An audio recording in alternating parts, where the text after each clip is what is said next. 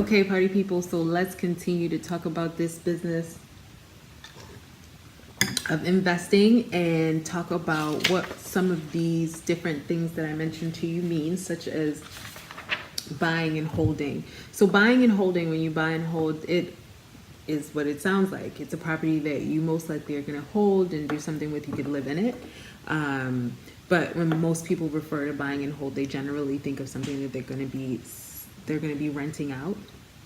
So when you think of buying a property and renting the property, you really want to find out what is your return on your investment, and what would included in that is like your rent. What does something like that rent in the area? How much is it going to cost you when you purchase it? If you have a mortgage, like, are you going to be making money off of your mortgage, or is the mortgage just going to be getting covered? Those are things you really need to think about when it comes to rental. A lot of people want to get into having a rental property, but like, you need to, have some money set aside when you have a rental property. You need to make sure, like, as a landlord, you're going to be responsible for things. You need to have, potentially, depending on the laws where you live, you may need to have a business license, you may need to have a property manager. None of these things, of course, are to scare you, but they're just to let you know that they are things you need to consider.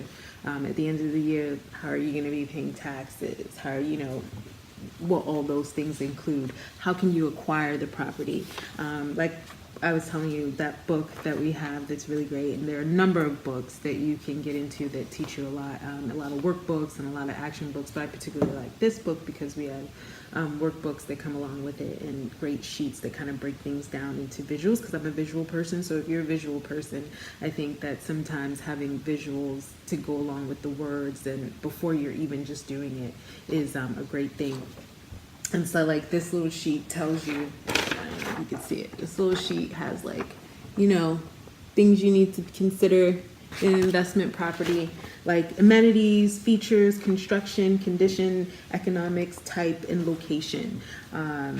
Where is the property going to be? Where are you purchasing this property? What is the rent like in that area? And right now it seems like I'm just touching on rent because we're almost at 3 minutes, but here's a good example of things you want to consider in terms of why you want to pick the right place to purchase a property, purchase an investment property. It's not just where you can afford, but it's also, are you going to be able to make money later? Are you purchasing a property with equity? I have these little snapshots here that I do for the neighborhoods where my clients are, and these snapshots just kind of give you a breakdown of what's going on in that neighborhood.